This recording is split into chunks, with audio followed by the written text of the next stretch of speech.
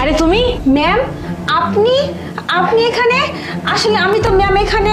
হ্যাঁ, তা তো দেখতেই পাচ্ছি। তুমি এই অফিসে কি কাজ করতেছো? ঝাড়া মোছার কাজ করতেছো। আজকে আমি কেন আসছি এখানে জানো?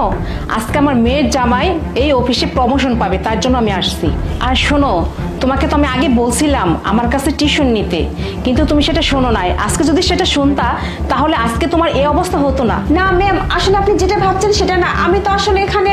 আরে না, আমি তো দেখতেই পারতেছি তুমি এখানে কি করতেছো। শোনো, তোমার বাবা মাকে আমি বলছিলাম 1-2 লাখ টাকা আমাকে দিতে, একটা ভালো জায়গায় তোমার চাকরির ব্যবস্থা করতাম, কিন্তু সেটা তো শুনলা না। তোমরা গরিব, গরিবের মতোই থাকবে, বুঝতে পারছো? তোমাদের কখনো চেঞ্জ হবে না। ছি ম্যাম, আপনি একজন শিক্ষক মানুষ, আপনি কোথায় আমাদের ভালো শিক্ষা দিবেন? তা না করে আপনি আমাদের ঘুষ, অন্যায়, দুর্নীতি এগুলোর শিক্ষা দিচ্ছেন। ছি ম্যাম, এগুলো আপনার কাছ থেকে আমি আশা করিনি। বেশ, রাখো তোমার কথা, তোমার নীতি কথা রাখো। আজকে আমি এখানে